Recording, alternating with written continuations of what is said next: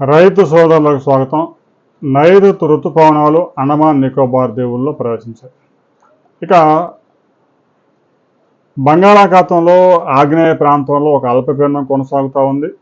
తెలంగాణ, ఆంధ్రప్రదేశ్లో ఒక ద్రోణి ప్రభావం కూడా ఉంది.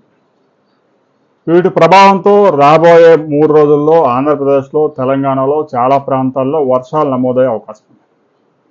పగటి ఉష్ణోగ్రతలు కూడా 43 నుంచి 44 డిగ్రీల టెంపరేచర్స్ నమోదవుతూ ఉన్నాయి. ఉదయం నుంచి సాయంత్రం 4 గంటల 5 గంటల వరకు విపరీతమైన ఎండలు, ఆ తర్వాత వర్షాలు విరుచుకుపడే ప్రమాదం. ఇక 26వ తేదీ నాటికి ఋతుపవనాలు కేరళ తీరాన్ని తాకి అక్కడి నుంచి తెలుగు రాష్ట్రాల్లో ప్రవేశించడానికి ఒక 4-5 రోజులు సమయం పట్టే అవకాశం ఉంది. రైతు సోదరులు, ముఖ్యంగా ధాన్యం హార్వెస్ట్ చేసిన రైతులు తెలంగాణలో, ఆంధ్రాలో వరి ధాన్యం, మొక్కజొన్న హార్వెస్ట్ చేసిన వారు, మిర్చి హార్వెస్ట్ చేసిన వారు పంటను తడవకుండా కాపాడుకోండి.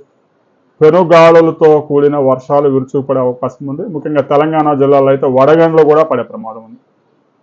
ఆంధ్రప్రదేశ్లోని విజయనగరం, విశాఖపట్నం, శ్రీకాకుళం, ఉభయ గోదావరి, కృష్ణా, ఎన్టీఆర్, మార్కాపురం జిల్లా, కర్నూలు, సత్యసాయి జిల్లాల్లో రాబోయే 24 అవర్స్లో చాలా ప్రాంతాల్లో వర్షాలు నమోదయ్యే అవకాశం ఉంది. గాలులు 40 నుంచి 50 కిలోమీటర్ల వేగంతో వీచే ప్రమాదం ఉందని అమరావతి వాతావరణ విపత్తు కేంద్రం ఒక రిపోర్ట్ రిలీజ్ చేసింది. ద్రోణి ప్రభావం స్పష్టంగా ఉంది. అల్పపీడనం కూడా దాని ప్రభావం చూపుతూ ఉంది. దీనికి తోడు క్యుములో నింబస్ మేఘాలు ఏర్పడతా ఉన్నాయి.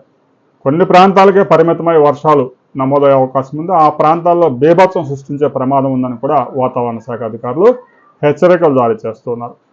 మీ ప్రాంతంలో కనుక వర్షం నమోదైతే తప్పనిసరిగా కామెంట్ చేయండి.